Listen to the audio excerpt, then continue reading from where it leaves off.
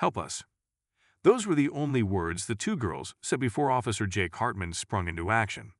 The urgency in their voices and the fear in their eyes made his heart race. Both girls, no older than 9, wore matching pink jackets now stained with mud, their faces streaked with tears.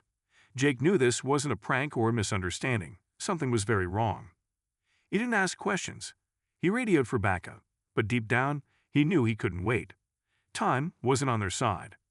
"Get in the car," he said, opening the passenger door. His voice was steady, though every instinct screamed at him to panic. Now. The girls climbed in without hesitation, clutching each other's hands tightly. "Where?" he asked, barely able to keep his focus on the road ahead. One of the twins, her voice trembling, managed to say, "The house? He's going to hurt them." Jake felt the weight of her words like a punch to the gut. He turned on his sirens and floored it, but 1,000 questions raced through his mind. Who was he? And who were them? As they sped through the quiet suburban streets, Jake felt the dread growing in the pit of his stomach.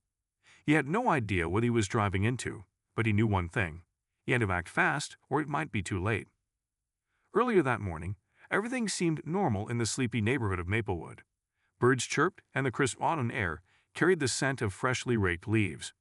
Jake had just started his shift, sipping his coffee and mentally preparing for another uneventful day. Maplewood wasn't the kind of town where much happened, at least not on the surface. But beneath the calm facade, tensions had been brewing for weeks. A new family had moved into the neighborhood, and it didn't take long for whispers to spread. The Carters were different. The parents, Michael and Angela, were friendly enough, but it was their twin daughters, Mia and Maya, who seemed to draw the most attention. Not because they were mischievous or troublesome. They were quiet, polite, and always kept to themselves. But they were the only black family in a predominantly white neighborhood, and in Maplewood, that was enough to turn heads. At first, it was subtle. Neighbors avoided eye contact. Conversations died down when the Carters walked by, and invitations to neighborhood events conveniently skipped their house, but things escalated quickly. It started with small acts of vandalism, a broken mailbox, graffiti on their fence. The Carters reported it to the police, but without any leads, the case went cold. Then came the threatening notes, slipped under their door at night. The messages were vile, filled with hate, and warning the Carters to leave. Despite the harassment, Michael Carter refused to be intimidated. "We're not going anywhere," he told Jake when he came to check on them after one of the incidents. "This is our home." Jake admired Michael's determination, but he couldn't shake the feeling that something worse was coming. That morning, Jake had just finished his patrol in the area when he received a call from dispatch. It was a noise complaint from one of the neighbors near the Carter residence. "Probably nothing," he muttered to himself, but decided to swing by anyway. As he approached the house, he noticed the Carter's front door was slightly ajar. Alarm bells went off in his head. Jake parked his cruiser and walked up cautiously, his hand hovering near his holstered gun. "Mr. Carter, Mrs. Carter," he called out, but there was no response. He pushed the door open and stepped inside. The house was eerily quiet. Jake's eyes scanned the living room, where the signs of a struggle were obvious: overturned furniture, a shattered lamp, and scattered papers. "Police, is anyone here?" Just as he reached for his radio, he heard a faint sound coming from upstairs, a whimper, followed by hurried footsteps. Jake moved quickly but carefully, his heart pounding. That's when the twins appeared, running down the stairs, their small faces pale with terror. "Help us," they cried in unison. Jake's cruiser screeched to a halt in front of an old, run-down house on the edge of town. The twins pointed to it, their hands shaking. "Stay here," he ordered, though he doubted they would try to leave. He stepped out, his hand on his gun, and approached the house. The windows were boarded up, and the front yard was overgrown with weeds. It looked abandoned, but Jake knew better. As he reached the porch, he heard a muffled scream from inside. His stomach turned, and adrenaline coursed through his veins. Jake didn't wait for backup. He kicked the door open and stepped into the darkness, his flashlight cutting through the gloom. "Police, show yourself." A figure emerged from the shadows, but it wasn't what Jake expected. The man was tall, with a sinister grin and cold, calculating eyes. "You're too late," the man sneered, holding something behind his back. Before Jake could react, the man bolted toward the back of the house. Jake gave chase, but the layout was a maze of narrow hallways and cluttered rooms. Then he heard it again, the sound of someone crying, this time louder. He followed the noise to a locked door at the end of the hall. Without hesitation, Jake kicked it open. What he saw made his blood run cold. 2 other children, a boy and a girl, were huddled in the corner, their faces streaked with tears. Their wrists and ankles were bound with duct tape, and their mouths were covered. Jake knelt down, his hands shaking as he carefully removed the tape. "You're safe now," he said softly, though his voice cracked with emotion. But the moment of relief was short-lived. A loud crash came from behind him, followed by the unmistakable sound of a gun being cocked. Jake turned slowly, his heart hammering in his chest. The man stood in the doorway, holding a shotgun, his eyes filled with malice. "Looks like we got ourselves a hero," the man said, his voice dripping with sarcasm. Jake raised his hands slowly, trying to stay calm. "Let's talk about this," he said, but he knew he was running out of time. The man's finger tightened on the trigger. Jake's mind raced, calculating his next move. The children behind him whimpered, their terror filling the air like static. He couldn't let them get hurt, but he also knew that in a standoff like this, any sudden move could end in tragedy. The man took a step closer, his grip firm on the shotgun. "You think you can just walk in here and take what's mine?" His voice was low, filled with a venomous rage. Jake kept his hands up, his eyes never leaving the man's. "I'm not here to take anything. I just want to get these kids out safely.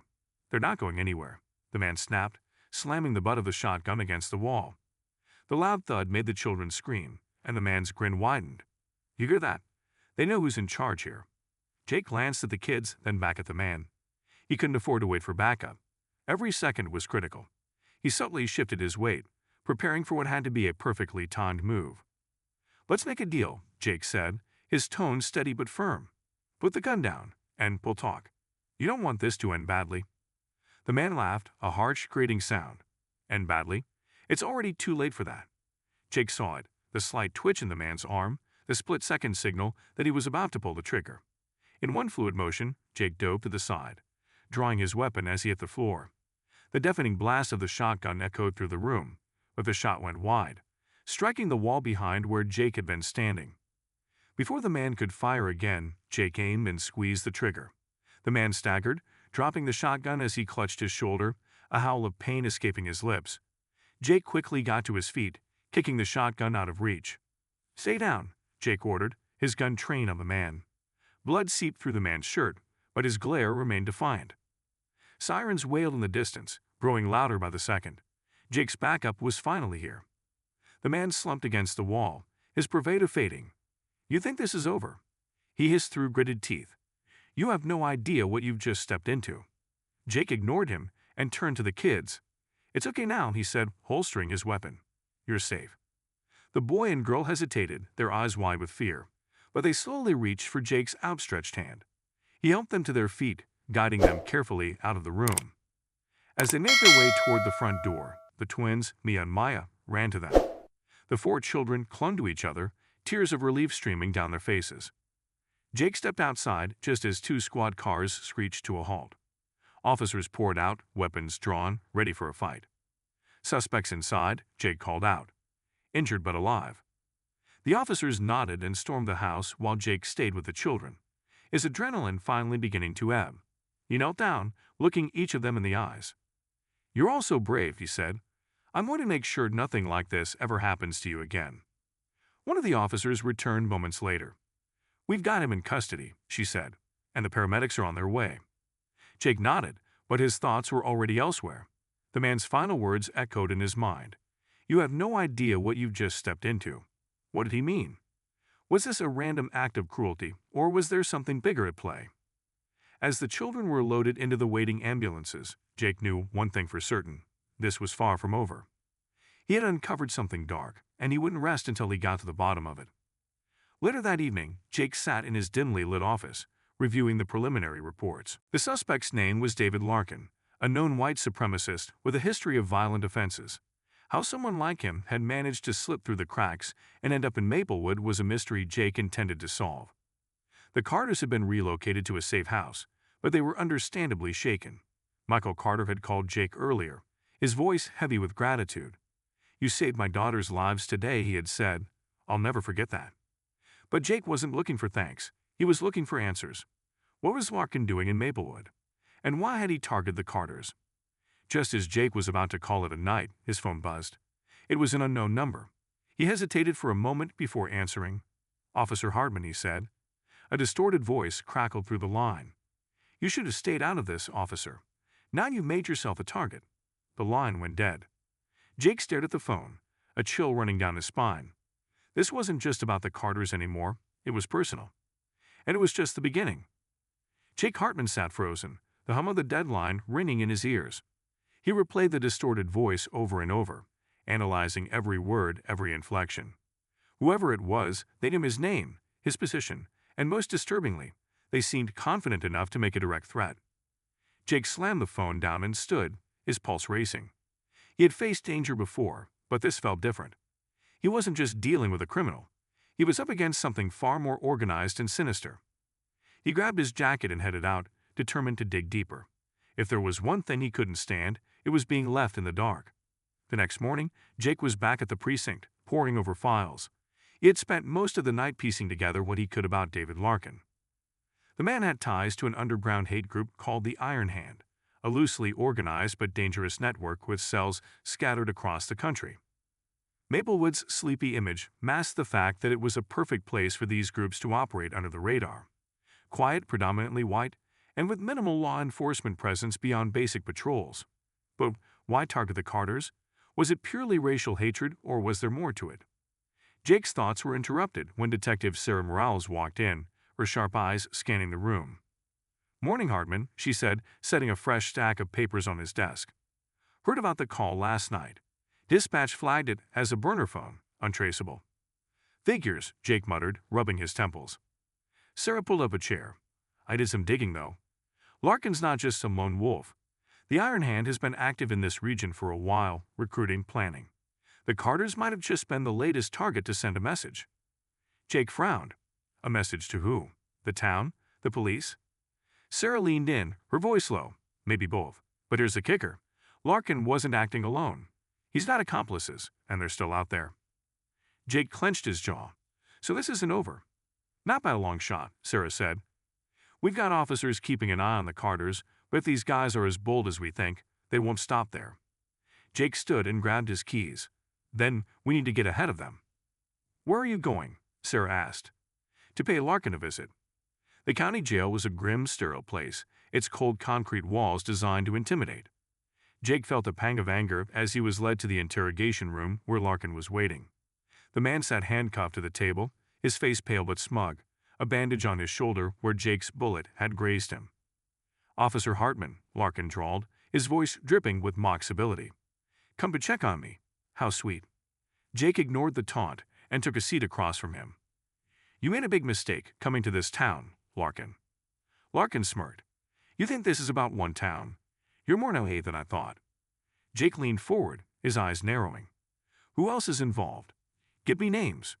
Larkin chuckled. "You don't get it, do you? This isn't about names. It's about cleansing what doesn't belong. The Carters were just the start. There are more like them, and we'll make sure they get the message."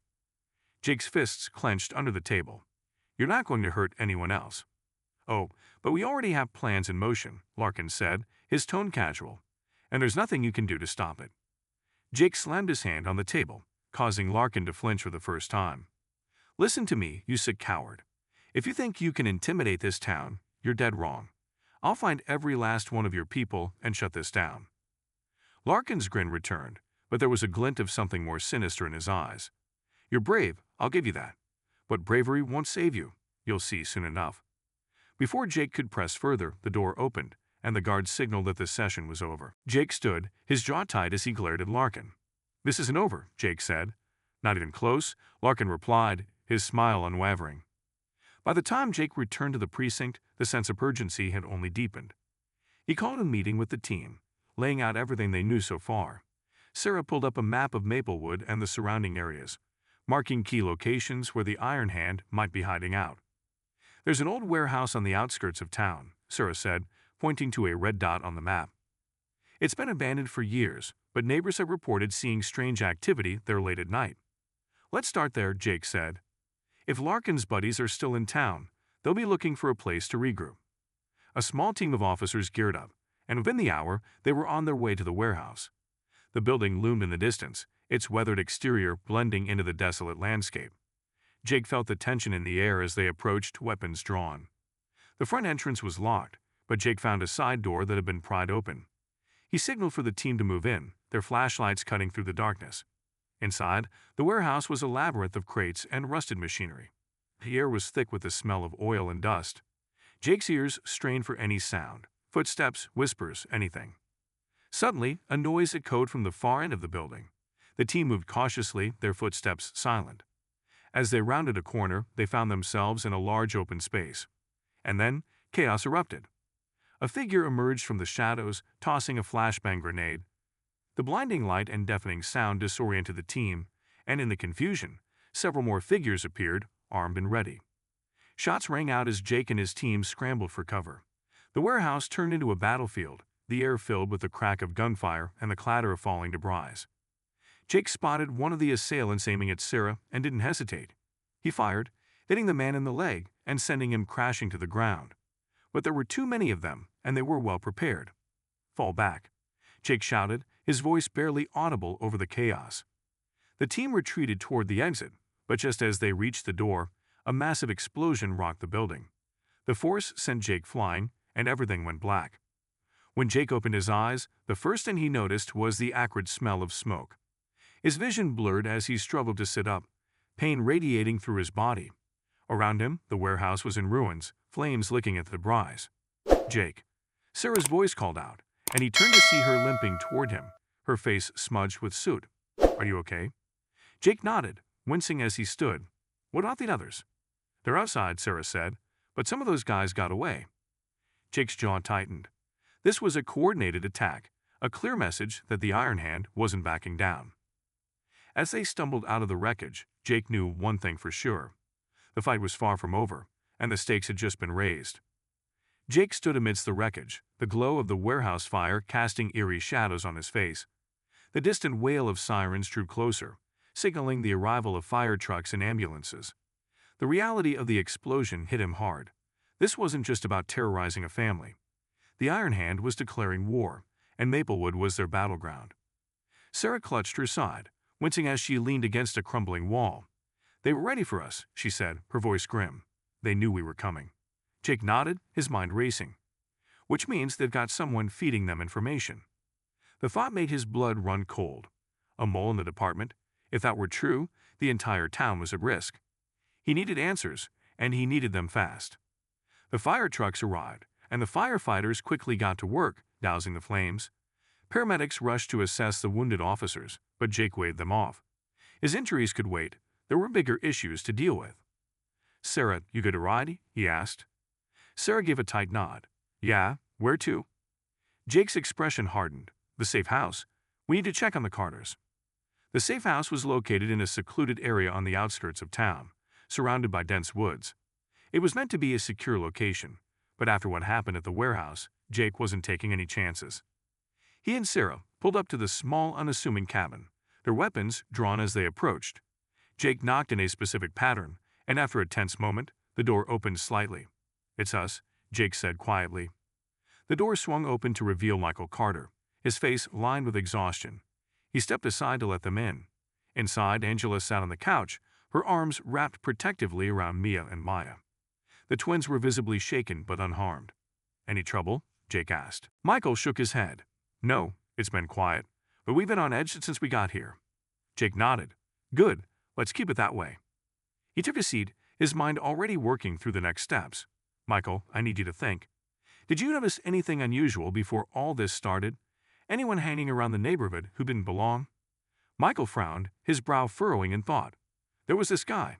He showed up a few times, said he was with a local utility company. But something about him felt off." Jake's interest piqued. "Off how?" "He asked a lot of questions," Michael said, "about who lived in the neighborhood, our schedules. When I pressed him, he got defensive and left." "Did you get a name?" Sarah asked. Michael shook his head. "No, but I remember his truck. It had a logo for Maplewood Power and Light." Jake exchanged a look with Sarah. "We'll check it out," he said, standing. "In the meantime, stay alert. Don't let anyone in unless they give the code." Michael nodded, his grip tightening on the baseball bat he kept by the door. "We'll be ready." Back at the precinct, Jake and Sarah pulled up the records for Maplewood Power and Light. It didn't take long to find a match. One of their employees, a man named Greg Hansen, had a history of minor offenses, including trespassing and harassment. He was also listed as a known associate of David Larkin. "That's our guy," Sarah said, her finger tapping the screen. "Let's pay him a visit." Jake agreed, but he couldn't shake the feeling that they were walking into another trap. Every move they made seemed to be anticipated. Whoever was behind this was always one step ahead. They arrived at Greg Hansen's listed address, a rundown trailer park on the edge of town. The place was eerily quiet, the only sound coming from a flickering street lamp. Jake and Sarah approached Hansen's trailer, their senses on high alert. Jake knocked on the door, but there was no response. He tried the handle. It was unlocked. "Stay sharp," he whispered as they stepped inside. The trailer was a mess, cluttered with empty beer cans and crumpled fast food wrappers. But what caught their attention was the wall covered in photographs and maps.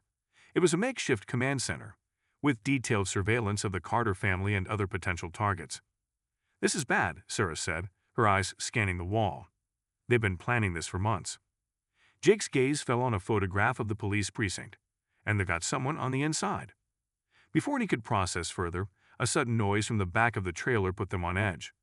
Jake signaled for Sarah to cover him as he moved toward the sound. As he reached the back room, the door burst open, and Hansen lunged at him, wielding a knife. Jake reacted instinctively, grappling with the man as they crashed into the small room. Sarah rushed in, her gun drawn. "Freeze," she shouted. Hansen hesitated for a split second, giving Jake the opening he needed. He twisted Hansen's arm, forcing him to drop the knife, and pinned him to the ground. "Who's running this operation?" Jake demanded, his voice cold. Hansen sneered. "You think I'll tell you anything? You're already too late." Jake tightened his grip. "We'll see about that." Back at the precinct, Hansen was locked in an interrogation room. Jake and Sarah watched from behind the one-way mirror as another officer tried to get him to talk. Hansen remained defiant, a smug grin on his face. "He's not one to crack," Sarah said. "Not unless we find something he's scared of." Jake nodded, his mind already racing. Hansen was a small fish. The real threat was still out there, and time was running out. But as Jake turned to leave, his phone buzzed again. This time, it wasn't a call. It was a text message. "You're getting closer, Officer Hardman, but so are we." Attached was a photo of the safe house, taken from the woods. The Carters were still inside, completely unaware they were being watched. Jake's heart dropped. He had to get back to them, now. Jake bolted out of the precinct, Sarah hot on his heels. The photo of the safe house burned in his mind. Every second counted. "Whoever sent that text knows exactly where the Carters are," Jake said as they jumped into his cruiser. "We need to move fast." Sarah didn't argue. If they're watching the safe house, we'll have to approach quietly. No sirens. Jake nodded and floored it, his hands gripping the wheel tightly. The dark road ahead seemed to stretch endlessly, the tension in the car thick enough to cut with a knife. "We got backup on the way," Sarah said, checking her radio. "ETA 10 minutes. Jake's jaw clenched. "We don't have 10 minutes. The cruiser sped through the quiet streets of Maplewood, the towering trees lining the road blurring together. Jake's mind raced with scenarios of what they might find when they arrived. Would it be an ambush? Was the family still safe? His gut told him to prepare for the worst. As they approached the wooded area near the safe house, Jake cut the headlights and slowed the car to a crawl. "From here, we go on foot," he said, pulling the cruiser off the road and into the cover of trees. Sarah checked her weapon and nodded. "Let's do this."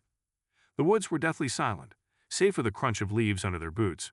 The cabin came into view, its windows dimly lit. From the outside, everything seemed normal, but Jake knew better. They moved cautiously, sticking to the shadows. Jake scanned the area, his eyes sharp for any sign of movement. He caught a faint glint of metal in the moonlight. Someone was crouched near the tree line, watching the cabin through binoculars. Jake raised his hand, signaling for Sarah to flank left. He moved quietly toward the figure, his gun drawn, heart pounding. When he was close enough, he spoke in a low, commanding voice. "Drop the binoculars and put your hands up. Now." The figure froze but didn't comply. Instead, he turned slowly, revealing a pistol at his side. Jake didn't hesitate. "Don't even think about it." The man's lips curled into a smirk. "You're too late," he said. Before Jake could process his words, a loud crash came from the direction of the cabin. Glass shattered, followed by the terrified screams of the Carters. Jake's blood ran cold. "Sarah, they're at the house." She didn't need to be told twice. She sprinted toward the cabin while Jake kept his gun trained on the man. "Who's inside?" Jake demanded. The man just laughed. You'll find out soon enough." Jake had no time to waste. He pistol-whipped the man, knocking him out cold, then ran toward the cabin, adrenaline surging through his veins. Inside the cabin, chaos erupted. 2 armed intruders had broken in, their faces masked, weapons drawn. Michael stood between them and his family, wielding his baseball bat like a man ready to die protecting his own. "Stay behind me," Michael shouted to Angela and the girls, his voice steady despite the fear in his eyes. One of the intruders raised his gun, aiming it directly at Michael. "Drop it, or you're dead." Michael didn't budge. "You'll have to kill me first." Before the intruder could pull the trigger, Sarah burst through the front door. "Police, drop your weapons," she yelled, her gun trained on the nearest attacker. The second intruder spun around, firing a shot that narrowly missed Sarah, embedding itself in the wall. She returned fire, hitting him in the leg. He screamed and went down, clutching his wound. The first intruder grabbed Maya, yanking her from Angela's grasp. "Nobody move or the kid gets it," he barked, pressing his gun to the girl's temple. Maya's terrified sobs filled the room, and Angela screamed, lunging forward, only for Michael to hold her back. Jake stormed in through the back, taking in the scene in an instant. His heart sank as he saw the gun pressed to Maya's head. "Let her go," Jake said, his voice calm but firm. The intruder's eyes darted between Jake and Sarah, calculating his odds. "I'll kill her," he snarled. "They'll think I won't." Jake took a slow step forward, lowering his weapon slightly. "You don't want to do this," he said. "It's over. Your partner's down and backup is on the way. There's no escape." The intruder's grip on Maya tightened, but Jake saw the flicker of doubt in his eyes. "You hurt her, and you'll never see the outside of a prison cell," Jake continued. "But if you let her go now, we can talk. You've got a choice." For a tense moment, the intruder said nothing. The room felt like it was holding its breath. Then, with a frustrated growl, the man shoved Maya toward Angela and raised his gun. Jake didn't hesitate. He fired once, hitting the man in the shoulder. The gun clattered to the floor as the intruder crumpled, groaning in pain. Jake moved in quickly, kicking the weapon away and cuffing the man while Sarah secured the other intruder. "It's okay," Jake said, turning to the Carters. "It's over." Angela sobbed, pulling her daughter's clothes while Michael stood frozen, the bat slipping from his hands. Jake's relief was short-lived. His radio crackled to life. "Unit 12, this is dispatch. We got a situation." Jake grabbed his radio. "Go ahead, dispatch." Reports of multiple armed men gathering near the old factory on Ridge Road. Possible connection to the Iron Hand. Requesting immediate assistance. Jake's gut twisted. The Iron Hand wasn't done, and neither was he. "We're on it," he said, locking eyes with Sarah. She nodded, understanding the battle was far from over. Jake turned to the Carters. "Stay here. More officers are on their way. You're safe now." Michael met his gaze, a mixture of gratitude and resolve. "Thank you, Officer Hartman." Jake nodded, but his mind was already on the next fight. They'd won this battle, but the war was just beginning. Jake and Sarah raced through the dark streets of Maplewood, the weight of the latest dispatch heavy on their minds. The old factory on Ridge Road was a sprawling complex, abandoned for decades, its decaying walls now a breeding ground for illicit activity. If the Iron Hand had gathered there, it wasn't just a hideout. It was likely their operational hub. Jake clenched the steering wheel, his jaw tight. They're escalating. This isn't just about scaring one family anymore. Sarah nodded, loading a fresh clip into her sidearm. If they're gathering forces, they're planning something big. We need to shut this down tonight. The cruiser's lights were off as they approached the factory, its massive silhouette looming against the night sky. Jake parked a few blocks away, and they continued on foot, moving swiftly and silently. The air was thick with tension, every shadow a potential threat. As they neared the factory, they saw the faint glow of lights from within. A chain-link fence surrounded the property, but it was poorly maintained, and Jake found an opening easily. They slipped through, keeping low as they crept closer. Jake peered through a broken window. Inside, a dozen men were gathered around a makeshift table, weapons laid out in plain view. Larkin's earlier taunts echoed in Jake's mind. This was bigger than a single attack. They were planning something coordinated, something devastating. "We got a problem," Jake whispered to Sarah. "They're heavily armed." Sarah nodded, her eyes scanning the scene. "We need to wait for backup." Jake hesitated, his gut telling him they didn't have that luxury. If we wait, they can move out, and we'll lose them. As they debated their next move, one of the men inside raised his voice. "All right, listen up," he barked, silencing the group. The boss wants us ready to move by dawn. We got 3 targets, and we're hitting them all at once." Jake and Sarah exchanged a look. This wasn't just about intimidation. This was an organized attack. Jake radioed in, quietly relaying their position and the urgent need for backup. The response came quickly. Units were en route, but it would take time to surround the factory. "Looks like it's just us for now," Jake said, his voice low. Sarah smirked, checking her weapon. Wouldn't have it any other way. They moved in, using the element of surprise to their advantage. Jake led the way, finding an unlocked side door and slipping inside. The factory's interior was a maze of rusted machinery and crumbling walls, but the noise from the gathering made it easy to navigate.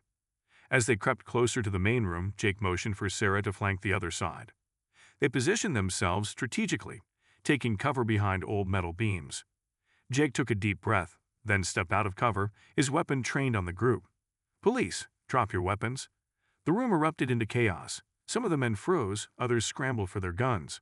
One fired a shot that ricocheted off a metal pike near Jake's head. He fired back, hitting the shooter in the arm and forcing him to drop his weapon. Sarah emerged from her position, taking down another man who tried to flee. "Hands in the air," she shouted. "Now."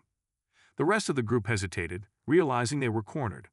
Slowly they began to comply, raising their hands and backing away from the table. Jake and Sarah moved quickly, cuffing the men one by one, their adrenaline pumping. Just as they were securing the last of the group, the sound of an engine roared to life. Jake looked up to see a truck barreling toward the factory's loading dock. "They're making a run for it," Jake yelled, sprinting toward the dock. Sarah followed, covering him as they reached the exit. The truck smashed through the rusted gates, kicking up a cloud of dust as it sped away. Jake cursed under his breath. "We can't let them get away." They jumped into a nearby car parked outside, an unmarked police vehicle, and gave chase. The truck weaved recklessly through the industrial district, its taillights the only guide in the dark. "Call it in," Jake said, his eyes locked on the fleeing vehicle. Sarah grabbed the radio. "Unit 12 in pursuit of a black truck, heading south on Ridge Road, requesting immediate assistance." The truck swerved onto the main road, narrowly missing an oncoming car. Jake pushed the accelerator, determined not to lose them. The truck's driver was skilled, but Jake was relentless, staying right on their tail. As they approached a bridge, the truck suddenly veered off-road, crashing through a wooden barrier and into the dense woods. Jake followed, the cruiser bouncing over uneven terrain. The chase came to a sudden halt when the truck hit a tree, the front end crumpling under the impact. Jake and Sarah jumped out, guns drawn. "Step out of the vehicle," Jake ordered. The driver stumbled out, clutching his side. He glared at Jake, his face twisted in pain and fury. "You're too late," he spat. Jake didn't lower his weapon. "Too late for what?" The driver smirked, blood trickling from his lip. "The plan's already in motion. You can't stop it." Before Jake could press him further, the sound of approaching sirens filled the air. Backup had arrived. Back at the precinct, the team began piecing together the evidence. The men they had arrested were low-level operatives, but the documents recovered from the factory painted a grim picture. The Iron Hand was planning a series of coordinated attacks on 3 specific locations: a community center, a local church, and a school, all places where diverse groups of people gathered. "These attacks are meant to cause maximum fear and chaos," Sarah said, spreading the documents across the table. "They want to send a message." Jake's face was grim. "Not on our watch." But as they worked through the night, a new message came through, a cryptic email sent to the precinct, containing only one sentence: "You can't protect everyone." Jake's resolve hardened. The Iron Hand had declared war, but he was ready for the fight. No matter the cost, he would stop them. The cryptic email was a chilling reminder of the stakes. Jake sat at his desk, staring at the screen, the words "you can't protect everyone" burned into his mind. His team was already stretched thin, but giving up wasn't an option. The Iron Hand wasn't just testing Maplewood, they were testing him. Sarah entered, carrying a stack of files. "I pulled every resource we have on potential targets. The community center, the church, and the school all have events scheduled in the next 48 hours. Jake leaned forward, scanning the documents.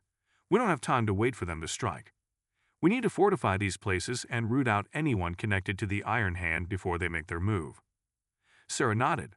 "I've already got officers stationed at each location, but we're going to need more manpower." Jake considered their options. "Let's call in state support. If the Iron Hand wants a fight, we'll give them one." By midday, additional units had arrived, and the town's key locations were under heavy surveillance. Officers patrolled the perimeter of the community center, their presence a silent but powerful deterrent. Inside, Jake met with the center's director, a middle-aged man named Thomas Parker. "Officer Hartman, we've got a youth program happening tonight," Parker said, his voice tinged with worry. "Are you sure we should still hold it?"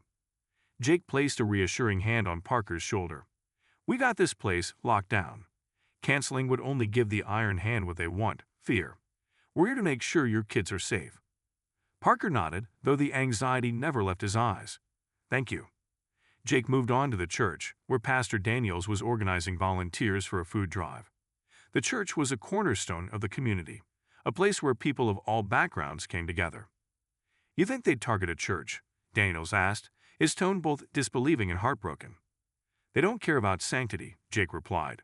"They care about making a statement, but we won't let that happen." Finally, Jake arrived at Maplewood Elementary. The school was bustling with life as children played during recess. Principal Elaine Brooks greeted him at the entrance, her expression a mix of concern and determination. "Officer Hartman, these are children we're talking about," she said. "If there's even a chance they're in danger." "We're doing everything we can," Jake interrupted. "Your staff has been briefed, and we've increased patrols. If anything happens, we'll be ready." Brooks sighed. "I just want them to be kids, not hostages to fear." Jake shared her sentiment. He watched the children play, their laughter a stark contrast to the darkness looming over the town. He would do whatever it took to protect them. As night fell, the tension in Maplewood grew palpable. The police had set up mobile command centers near each target, and officers were stationed on rooftops, their eyes scanning every corner for signs of trouble. Jake and Sarah were at the community center, where the youth program was in full swing. Inside, kids played basketball, danced to music, and worked on art projects, oblivious to the danger lurking outside. Sarah glanced at Jake. "Quiet so far." Jake nodded, though he knew better than to let his guard down. "Too quiet." His radio crackled. "This is Unit 7 at the church. All clear here." Another voice followed. "Unit 5 at the school.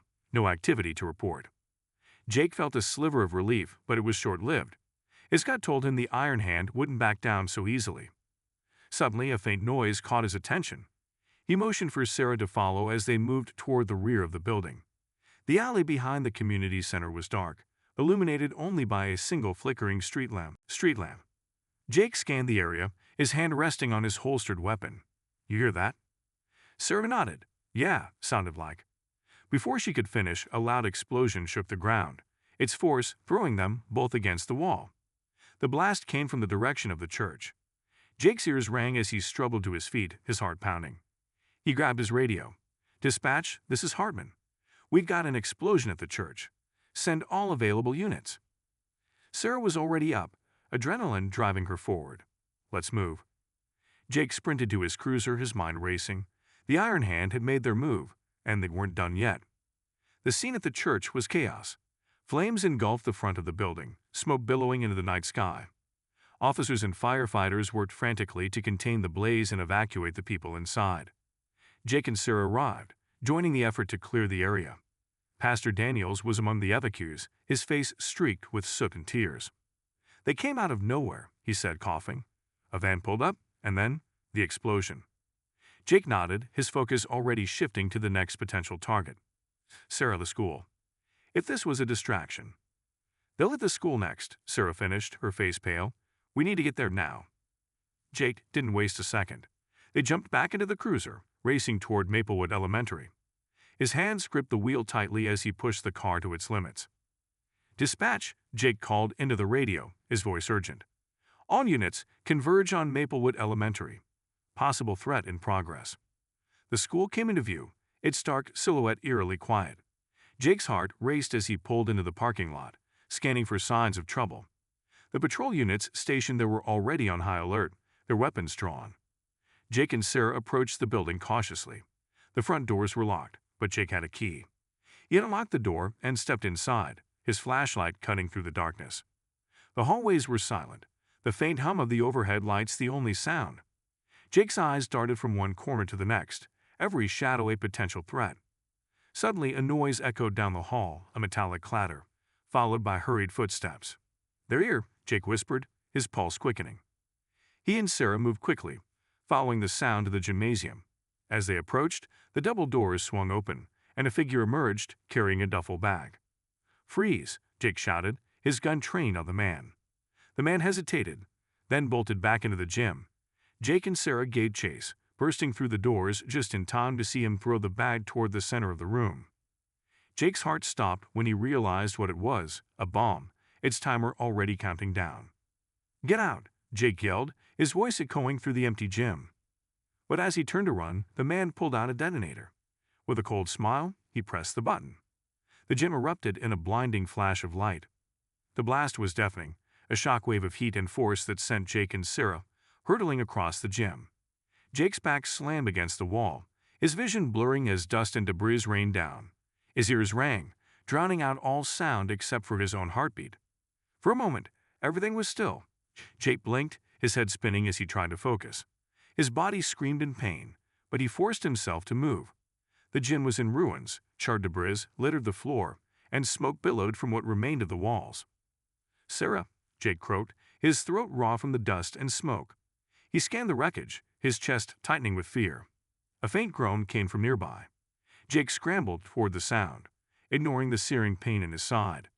He found Sarah partially buried under a collapsed section of the ceiling. Her face was pale, and her breathing shallow. "Sarah, can you hear me?" Jake asked, pulling debris off her. She coughed, her eyes fluttering open.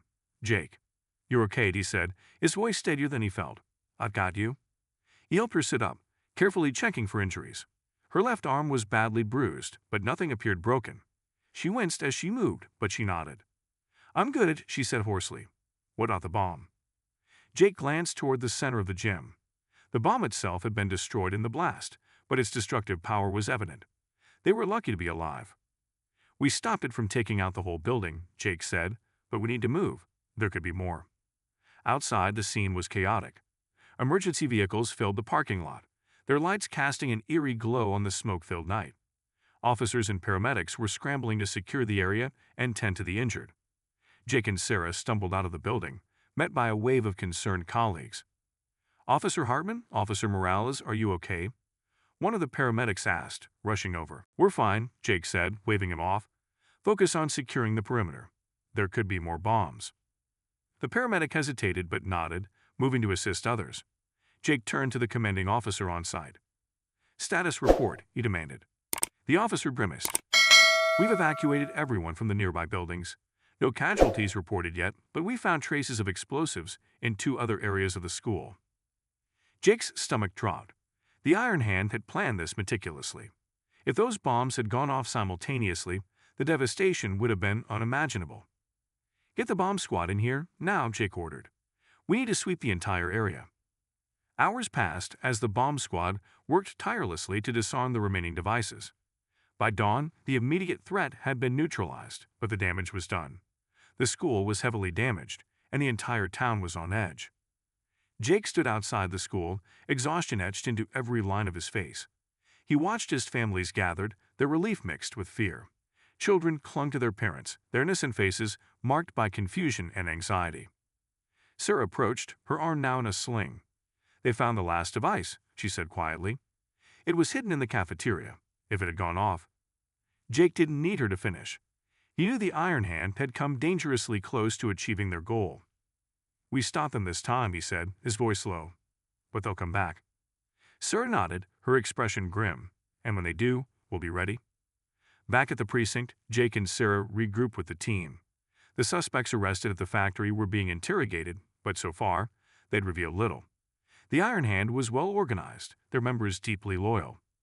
Jake sat across from Greg Hansen, who had been caught in the earlier raid. Hansen's smug demeanor had faded, replaced by a sullen silence. "Let's get the games," Jake said, his tone sharp. "We know you're not the mastermind. Give us a name, and maybe you won't spend the rest of your life in a cell." Hansen leaned back, his eyes cold. "You think locking me up will stop us? There are more of us out there. You can't stop what's coming." Jake's patience snapped. He slammed his fist on the table, making Hansen flinch. "Tell me who's leading this operation, or so help me." "Jake," Sarah interrupted, placing a hand on his shoulder. She gave him a look, one that reminded him to keep his cool. Jake exhaled, stepping back. Hansen smirked again, sensing victory. But Sarah wasn't done. She slid a file across the table, opening it to reveal photos from the factory and the school. "Here's what I see," she said calmly. "A group of cowards hiding behind masks, too afraid to face the consequences of their actions.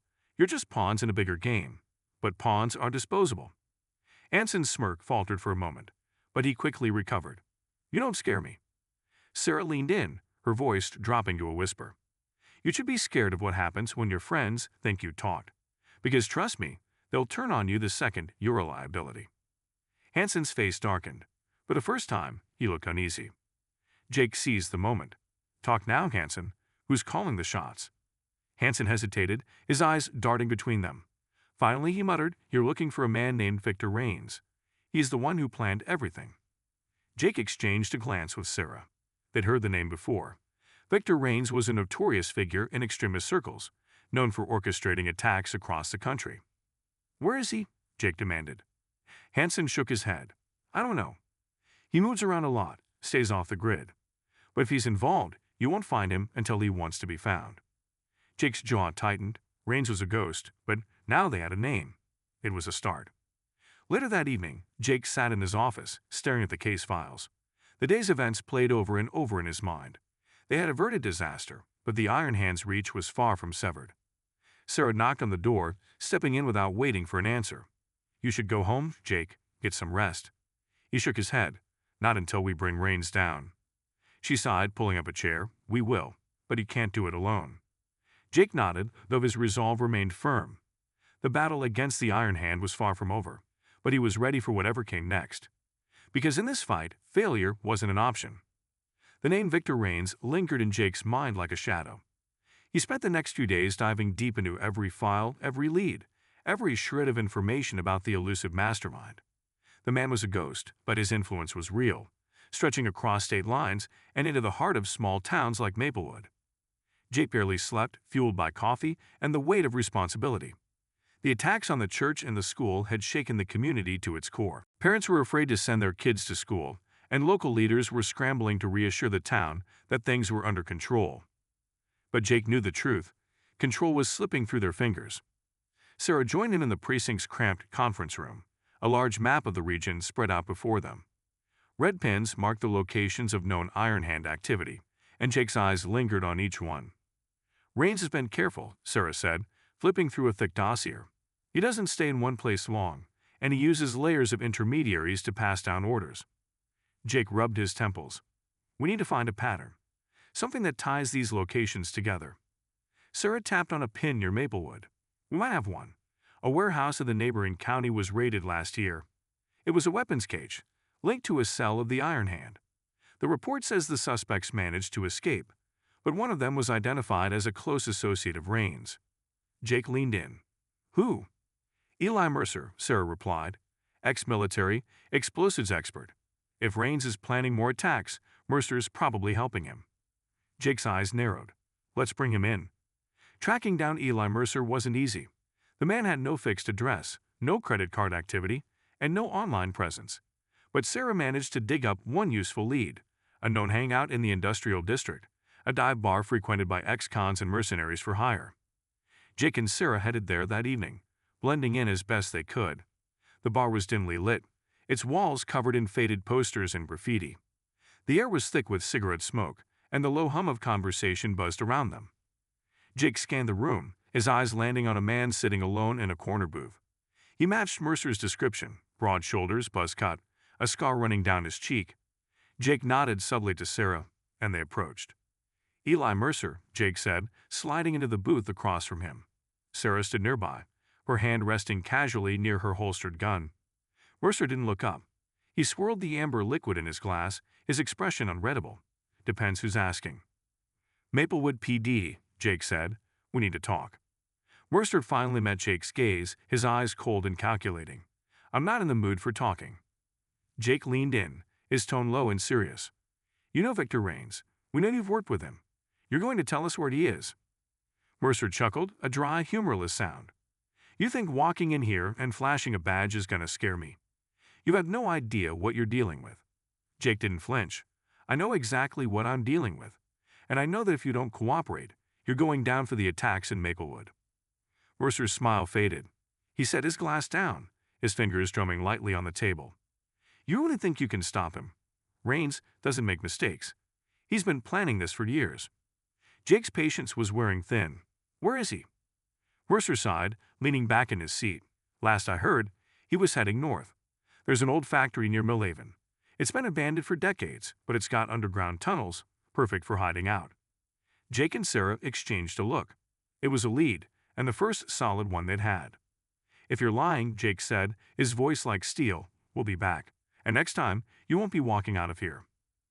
Mercer smirked, but there was a flicker of unease in his eyes. "Good luck. You're going to need it."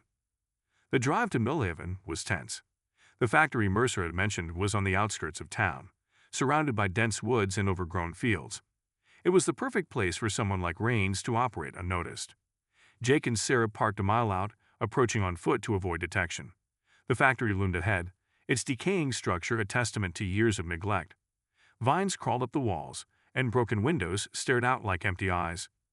They circled the perimeter, looking for signs of activity. Jake spotted fresh tire tracks leading to a loading dock, partially hidden by a crumbling wall. "Looks like someone's been here recently," Sarah whispered. Jake nodded. "Let's check it out." They moved cautiously, their weapons drawn as they entered the factory through a side door. Inside, the air was damp and musty, the faint sound of dripping water echoing through the cavernous space. They found themselves in a large open area, filled with rusted machinery and scattered debris. Jake's eyes were sharp, scanning for any sign of movement. "Over here," Sarah said, gesturing to a set of stairs leading down. Jake followed, and they descended into the darkness. The stairs led to a network of tunnels, dimly lit by flickering overhead lights. It was eerily quiet, the kind of silence that set every nerve on edge. As they moved deeper into the tunnels, they came across a makeshift command center. Maps, blueprints, and stacks of papers covered a table, along with a laptop and several phones. "This is it," Jake said, his voice barely above a whisper. Rains was here.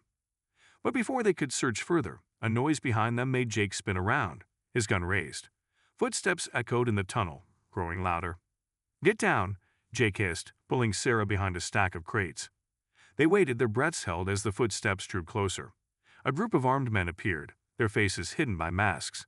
They carried assault rifles, their movements purposeful. Jake's grip on his gun tightened. They were outnumbered and outgunned, but he wasn't about to let reins slip through his fingers. The lead man spoke into a radio.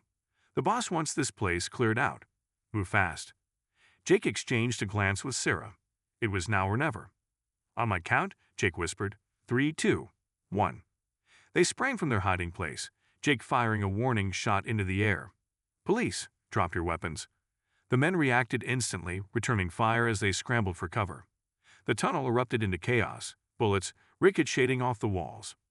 Jake and Sarah ducked behind the crates, returning fire as they moved toward better cover. The narrow confines of the tunnel turned the skirmish into a deadly game of cat and mouse. Jake's heart pounded as he focused on taking down the assailants one by one. Sarah provided cover, her aim precise despite the chaos. Suddenly, a loud bang echoed through the tunnel. A flash grenade went off, blinding Jake momentarily. When his vision cleared, he saw the remaining men retreating deeper into the tunnels. "After them," Jake shouted, pushing forward despite the ringing in his ears. But as they rounded a corner, the tunnel had collapsed in a deafening explosion, blocking their path. Jake cursed, his frustration boiling over. "They're trying to bury the evidence, and us." Sarah coughed, pulling herself up. "We need to regroup. If Rains is here, he'll know we're coming." Jake stared at the smoldering rubble, determination hardening his resolve. Rains was close, he could feel it. The hunt was far from over. Jake stared at the smoldering rubble that now blocked their path. Every instinct screamed at him to push forward, but the tunnel collapse had cut them off from the fleeing men. The echo of the explosion still hung in the air, a brutal reminder of how close they'd come to being buried alive. "Rains knew we were coming," Jake muttered, his voice tight with frustration. Sarah wiped soot from her face, her breathing heavy. "We've had to be smart about this. If we keep chasing shadows, we'll lose him for good." Jake nodded reluctantly. "Let's fall back. We need to regroup, get a better layout of these tunnels." They retraced their steps to the makeshift command center, now eerily silent. Jake's eyes scanned the maps and documents strewn across the table, searching for anything that could give them an edge. Sarah picked up a blueprint, her eyes narrowing. "Look at this," she said, pointing to a section of the tunnel system. "There's a secondary exit. If they're heading out, this is where they'll go. Jake grabbed his radio. Dispatch, this is Hartman. We've encountered resistance and a tunnel collapse. Suspects are heading toward a secondary exit. We need units to converge on the northern side of the factory. The response crackled through. Units are en route. Let's move, Jake said, urgency in his voice. They emerged from the factory into the cold night air, their breaths visible in the dim light. Jake led the way, his focus razor-sharp. The secondary exit was located near an old drainage tunnel that emptied into the nearby woods, a perfect escape route for someone like Rains. As they approached the exit, Jake raised a hand to signal silence. The faint sound of voices drifted toward them, followed by the unmistakable clatter of boots on metal. They were close. Jake and Sarah took cover behind a large concrete pillar, their weapons drawn. Through the darkness, they could see a group of men exiting the tunnel, their faces obscured by hoods. One of them carried a large duffel bag, which Jake guessed was filled with weapons or explosives. Jake's heart raced. That's them? Sarah nodded. I count 5. No sign of Rains yet. Jake keyed his radio. Target spotted. Moving in. They stepped out from their cover, weapons raised. Police, drop your weapons, Jake shouted. The group froze for a split second before chaos erupted. One of the men fired, the shot whizzing past Jake's head. He returned fire, hitting the man in the leg and sending him crashing to the ground. The others scattered, disappearing into the dense woods. Jake and Sarah pursued, their flashlights cutting through the darkness. Split up, Jake called out. We can't let them get away. Sarah veered left, chasing after 2 of the suspects, while Jake stayed on the trail of the man with the duffel bag. The man was fast, darting between trees and leaping over fallen logs, but Jake was determined. Stop, Jake shouted, but the man kept running.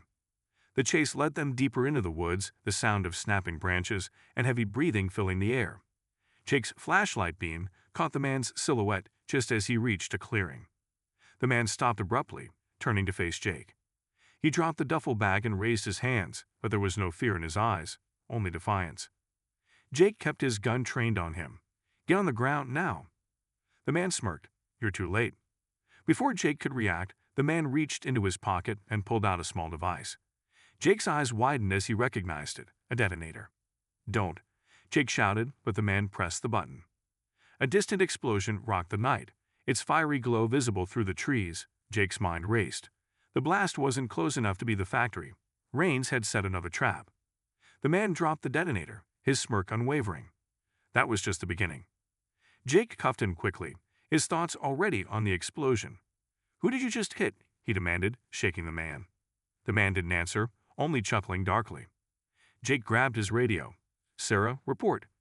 Did you hear that explosion? Static filled the line for a moment before Sarah's voice came through, tense and breathless. Yeah, I heard it. I've got 2 suspects down, but they're not talking. Jake looked at the man he'd captured, his anger barely contained. You think this is funny? Innocent people could have died. The man shrugged. They're not innocent. None of them are. Jake fought the urge to lose control. Who's giving the orders? Where's Rains? The man's smile widened. He's already miles ahead of you, Officer Hartman. And by the time you figure it out, it'll be too late. Jake felt a cold dread settle over him. He radioed dispatch. We need units to investigate the explosion site immediately. Possible casualties. Copy that, dispatch replied. Units en route. Jake hauled the man to his feet. You're coming with me. Back at the precinct, the atmosphere was tense. Reports were flooding in about the explosion, which had targeted a small warehouse on the outskirts of town. Thankfully, it was unoccupied, but the message was clear. The Iron Hand was escalating. The man Jake had captured was placed in an interrogation room, but so far, he'd refused to cooperate. Sarah joined Jake in the observation room, her face lined with exhaustion. This guy isn't going to break, she said. He's too loyal. Jake nodded. Then we'll use what we have. They reviewed the documents recovered from the factory and the information gathered from previous raids. One name kept appearing in the files, Shelter Creek, a remote location in the mountains, frequently mentioned in coded messages. Jake tapped the map. Shelter Creek. It's remote, isolated, and off the grid. If Rains is regrouping, that's where it'll be. Sarah studied the map. It's a gamble, but it's our best shot. Jake's eyes hardened. We leave at first light. This ends now. The next morning, Jake and Sarah led a tactical team towards Shelter Creek. The journey was long and arduous, the narrow mountain roads treacherous. But as they approached the location, Jake's resolve only grew stronger. The Iron Hand had terrorized Maplewood long enough. Jake was ready to confront Rains and bring him down. But as they neared the hideout, Jake couldn't shake the feeling that Rains was still one step ahead, and that the real battle was yet to come. Shelter Creek loomed ahead, shrouded in a dense morning mist. The remote mountain hideout was the perfect place for someone like Victor Rains to regroup, plan, and prepare for the next phase of his terror campaign. Jake and Sarah sat in the lead vehicle, their tactical team following in unmarked SUVs. The tension in the air was palpable. Even the hum of the engine seemed quieter as they ascended the narrow, winding road. "Once we're in position, we move fast," Jake said, his eyes scanning the terrain. No hesitation. Sarah nodded, checking her weapon.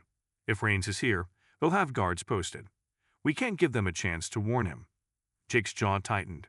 If Rains wants a fight, he'll get one. The team parked a mile from the hideout, continuing on foot to maintain the element of surprise. The forest was eerily silent, every crack of a twig beneath their boots magnified in the stillness. Jake raised his fist, signaling the team to halt.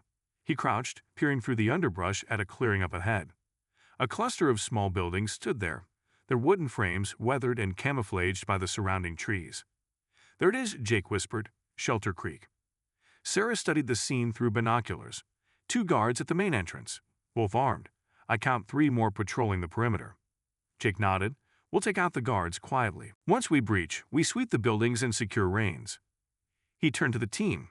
"We move in pairs. Stay sharp. Rains is dangerous, and we're not giving him a chance to slip away." The officers nodded, their faces set with determination. Jake and Sarah led the charge, creeping through the forest until they were within striking distance of the entrance guards. Jake signaled to Sarah, who moved to flank the guard on the left. Jake crept up behind the guard on the right, his footsteps silent on the forest floor. With precision, Jake grabbed the guard from behind, covering his mouth and forcing him to the ground. The man struggled, but Jake subdued him quickly, securing him with zip ties. Across the clearing, Sarah did the same, her movements swift and efficient. The team advanced, taking out the perimeter guards in quick succession. Within minutes, the outer defenses were neutralized. Jake motioned to the main building. "Rains will be in there." They stacked up at the main entrance, weapons ready. Jake gave the signal, and the door was breached with a thunderous crash. The team poured in, fanning out through the room. Inside, they found a command center similar to the one at the factory, but far more sophisticated. Maps covered the walls, and multiple monitors displayed live security feeds of the area. A large table in the center was cluttered with documents, weapons, and a laptop. But Rains was nowhere to be seen. Jake's frustration flared. "Clear the other buildings. He's here somewhere." The team moved swiftly, sweeping through the remaining structures. They found weapons caches, supplies, and more tactical equipment. But Rains continued to elude them. Finally, one of the officers called out, "Hartman, over here." Jake and Sarah rushed to a smaller cabin at the edge of the compound. Inside, they found a trapdoor hidden beneath a rug. Jake's heart raced. "He's underground," Jake said, gripping the edge of the trapdoor. "Let's go." The tunnel beneath the cabin was narrow and dark, the air thick with damp earth. Jake and Sarah led the way, their flashlights cutting through the darkness. The tunnel sloped downward, twisting and turning as it burrowed deeper into the mountain. After several tense minutes, they reached a large underground chamber. The space was lit by a series of overhead lights, revealing a makeshift war room. And standing in the center, calmly packing a bag, was Victor Rains. Jake's blood boiled at the sight of the man who had orchestrated so much pain and chaos. Rains turned slowly, his expression calm and calculating. "Officer Hartman," Rains said, his voice smooth and unhurried. "I've been expecting you." Jake raised his weapon. "It's over, Rains. Hands in the air now." Rains smirked. "Over? Hardly. You've merely delayed the inevitable." Jake took a step forward. "Don't test me." Rains raised his hand slightly, but his composure didn't falter. "You think arresting me will stop this? The Iron Hand is bigger than one man. Cut off the head, and another will rise." "Not on my watch," Jake said. Before he could move to cuff Rains, the man suddenly lunged to the side, grabbing a hidden pistol from the table. Jake fired instinctively, the shot grazing Rains' arm. Rains stumbled but managed to fire back, forcing Jake and Sarah to take cover behind a stack of crates. The chamber erupted in gunfire, the sound deafening in the confined space. Rains moved with precision, using the room's layout to his advantage. "We need to pin him down," Sarah shouted, returning fire. Jake nodded, flanking to the left as Sarah provided cover. He caught sight of Rains reloading and seized the opportunity. With a burst of speed, Jake tackled Rains to the ground, the gun skittering out of reach. The two men grappled, trading blows as they struggled for control. Rains was strong, his years of training evident, but Jake fought with the weight of every life Rains had endangered. Finally, Jake managed to pin Rains, securing him with cuffs. Rains glared up at him, his composure finally cracking. "You want nothing," Rains spat. "The Iron Hand will continue with or without me." Jake hauled him to his feet. "We'll see about that." Back at the precinct, Rains was placed in a high-security cell, his capture sending ripples through the department. For the first time in weeks, Jake felt a measure of relief. They had their man. But the battle wasn't over. The files recovered from Shelter Creek revealed a network of cells still active, each with its own mission.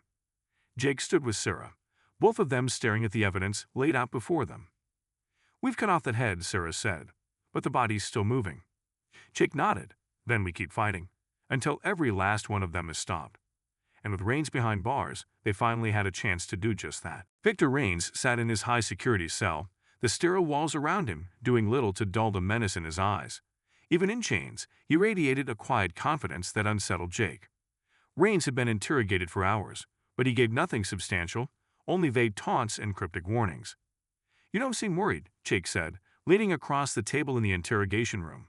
His voice was calm, but his eyes burned with determination.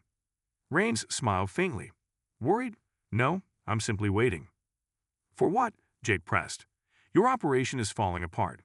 We've dismantled your network, seized your weapons, and captured your men." Rains leaned back, his gaze unwavering. "You've only delayed the inevitable. The seeds have already been sown, Officer Hartman. You'll see soon enough." Jake's frustration simmered, but he didn't let it show.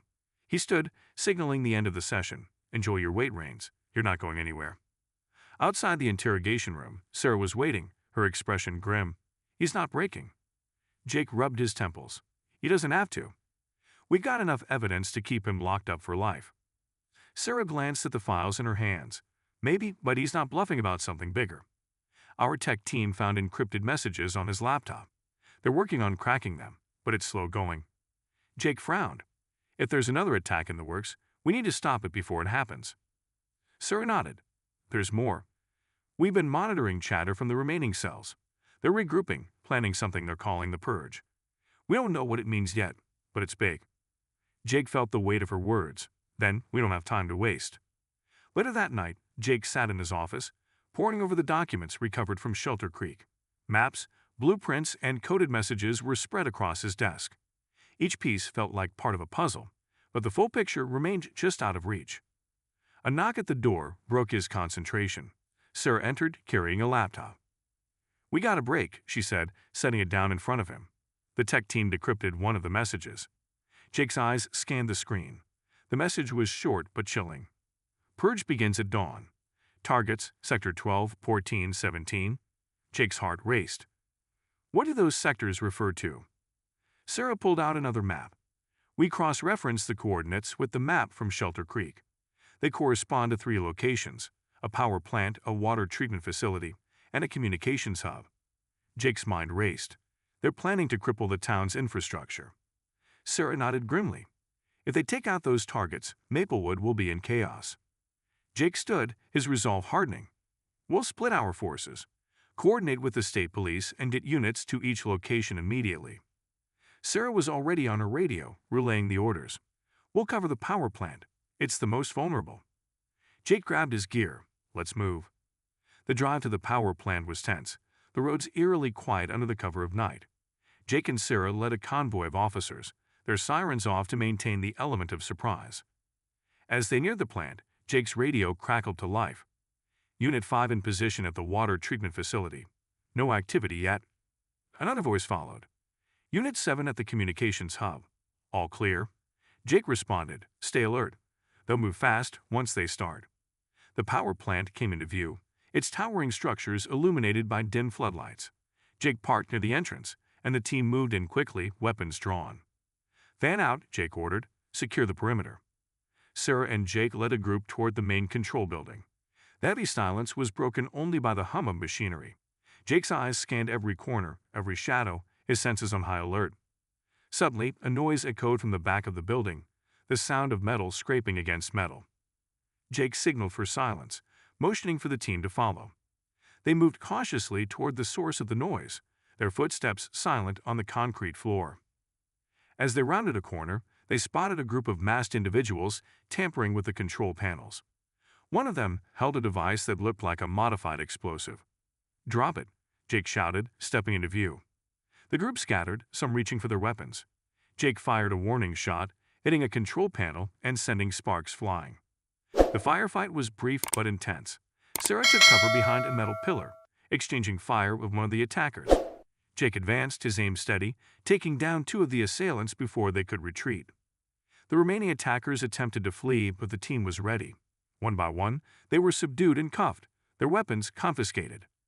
Jake approached the explosive device, now partially disassembled. They were seconds away from detonating this, he said, his voice tight. Sarah joined him, inspecting the device. They wanted to cause a chain reaction. If this had gone off, it could have shut down the entire grid. Jake nodded, but they failed.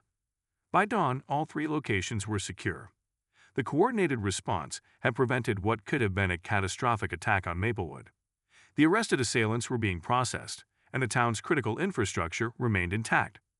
Jake and Sarah stood outside the power plant, the first rays of sunlight cutting through the morning mist. "We stopped them this time," Sarah said, her voice weary but resolute.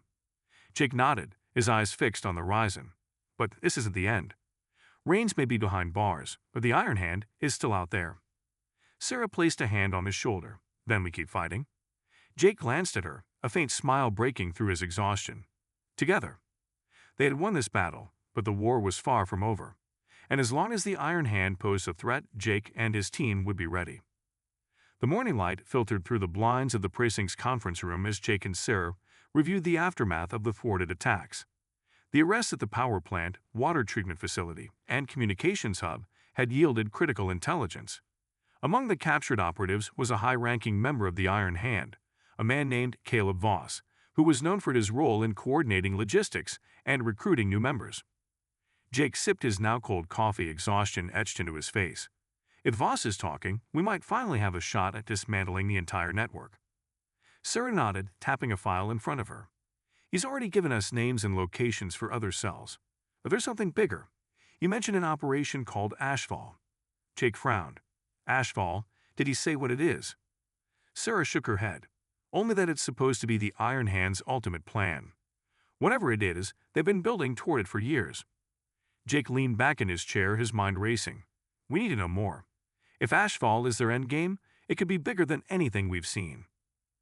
Later that day, Jake and Sarah sat across from Caleb Voss in the interrogation room. Voss was a wiry man with sharp features and a defiant glare. His wrists were cuffed to the table, but he exuded the quiet confidence, much like Rains. Jake wasted no time. "We know about Ashfall, Caleb. Tell us what it is." Voss smirked. "You think you've won because you stopped a few attacks. Ashfall will make everything you've done meaningless." Sarah leaned in, her voice cold. "We stopped your men last night. We can stop Ashfall, too." Voss chuckled. "You're playing checkers in a game of chess. Ashfall isn't just an attack, it's a revolution." Jake's patience was wearing thin. "Spare us the rhetoric. What's the target?" Voss's smirk faded slightly. He leaned forward, his tone conspiratorial. "You don't understand, did you? The target isn't a place. It's the system itself. Ashfall will bring it all down. Your government, your institutions, your way of life." Jake and Sarah exchanged a glance. This was more than they had anticipated. Jake pressed on. "How? What's the plan?" Voss stared at him for a long moment before sighing. "Fine, you want details. Ashfall is designed to create chaos on a national scale. Sleeper cells in major cities, coordinated attacks on infrastructure, and misinformation to incite panic. When the dust settles, there will be nothing left to hold society together." Sarah's eyes narrowed, "And Rains is the mastermind." Voss chuckled. "Rains? He's just one piece of the puzzle. There are others, and they're already in place." Jake felt a chill run down his spine. "Where are these cells?" Voss hesitated, then smirked. "You'll find out soon enough." Jake slammed his hand on the table, making Voss flinch. "Tell us, or I'll make sure you never see the outside of a cell again." Voss's defiance faltered. "You can't stop it," he muttered, "but I'll give you one location. Not because I think you'll stop them, but because I want you to see how powerless you are." He leaned in, his voice barely above a whisper. "Rivertown Docks. Tonight." The Rivertown Docks were a sprawling complex of warehouses and shipping containers, a maze of steel and shadows. Jake and Sarah led a tactical team, their vehicles arriving under the cover of darkness. The air was thick with tension as they prepared to breach the site. "This could be another trap," Sarah said, her eyes scanning the dimly lit docks. Jake nodded. "It could. But if there's a chance to stop Ashfall before it starts, we have to take it." The team moved in, splitting into pairs to cover more ground. The docks were eerily quiet, the only sounds the lapping of water against the pier and the distant hum of a cargo ship. Jake and Sarah approached a large warehouse, its rusted doors slightly ajar. Jake signaled for the team to hold position, then pushed the door open, his weapon raised. Inside, the warehouse was filled with crates labeled as industrial equipment, but Jake knew better. He pried one open, revealing a cache of weapons and explosives. "They're stockpiling for something big," Sarah whispered. Jake's radio crackled. "Hartman, we've got movement on the east side. Multiple vehicles incoming." Jake's grip tightened on his weapon. "Hold your positions. Wait for my signal." Through the warehouse's broken windows, Jake saw a convoy of vans pulling up. Armed men poured out, moving with purpose toward the crates. Jake recognized one of them, Victor Rains. "He's here," Jake whispered, his pulse quickening. Rains barked orders, his voice carrying across the docks. "Load everything. We move out in 10. Jake turned to Sarah. "This is our chance. Let's take him down." The team moved in swiftly, surrounding the warehouse. Jake gave the signal, and the night erupted in chaos. Gunfire echoed as officers engaged the armed men. Rains ducked behind a stack of crates, returning fire with precision. Jake and Sarah advanced through the firefight, their focus locked on Rains. Jake's heart pounded as he closed the distance, determined to end this once and for all. "Rains, it's over," Jake shouted, his voice cutting through the chaos. Rains emerged from cover, his gun trained on Jake. "You should have stayed out of this, Hartman." Jake fired first, forcing Rains to dive for cover. Sarah flanked him, cutting off his escape route. Rains fired wildly, but his shots missed their mark. Jake moved in, his weapon steady. "Drop it, Rains. You're done." Rains smirked, then raised his hands, letting his gun clatter to the ground. "You won this round," he said, "but Ashfall is already in motion." Jake cuffed him, his jaw tight. "We'll see about that." Back at the precinct, Rains was placed in a high-security cell alongside Voss. The weapons and explosives seized at the docks provided critical evidence, but Jake knew the fight wasn't over. Ashfall was still a looming threat, and the clock was ticking. As Jake and Sarah sat in the conference room, reviewing the night's events, Sarah spoke quietly. "We'd stop them here, but Rains is right. This is bigger than Maplewood." Jake nodded, his resolve unshaken. "Then we take the fight to them. We'll track down every cell, stop every attack. We won't rest until the Iron Hand is finished." Together, they had stopped one of the most dangerous terror networks in the country. But their mission was far from over, and Jake knew that as long as people like Rains and Voss existed, the battle for justice would never truly end. But he was ready. Because Maplewood wasn't just a town to protect. It was a symbol of hope, resilience, and the unwavering fight against hate. In the weeks that followed the raid at Rivertown Docks, the dismantling of the Iron Hand gained momentum. The arrests of Victor Rains and Caleb Voss sent shockwaves through the organization, destabilizing its leadership and unraveling its operations across the country. The FBI and Homeland Security joined forces with local law enforcement, using the intelligence gathered from the Maplewood raids to systematically hunt down remaining cells. Jake Hartman stood at the center of it all, his dedication and leadership recognized at every level. The town of Maplewood, once on the brink of destruction, slowly began to heal. With Rains in custody, interrogations resumed, and this time, cracks began to show. The relentless pressure from federal agents and the isolation of solitary confinement wore him down. Eventually, Rains provided critical information on the inner workings of the Iron Hand, including the identities of its remaining leaders and the true extent of their network. The operation known as Ashfall was revealed to be a blueprint for nationwide chaos, designed to exploit vulnerabilities in infrastructure and ignite widespread panic. But thanks to the coordinated efforts of law enforcement, the plan was neutralized before it could fully materialize. The last remaining cells were dismantled in a series of raids, culminating in the capture of their financial backers and weapons suppliers. The Iron Hand, once a looming threat, had been eradicated. For the Carter family, life would never be the same, but they found strength in each other and their community. The town rallied around them, organizing fundraisers to help rebuild their home and offering support in countless ways. Michael and Angela Carter were determined to stay in Maplewood, proving that hate would not drive them away. Mia and Maya, though still shaken, began to regain their sense of safety. Jake visited them regularly, his presence a comforting reminder that they were protected. Over time, the twins' smiles returned, a symbol of resilience in the face of adversity. One quiet evening, Jake found himself standing on the hill overlooking Maplewood.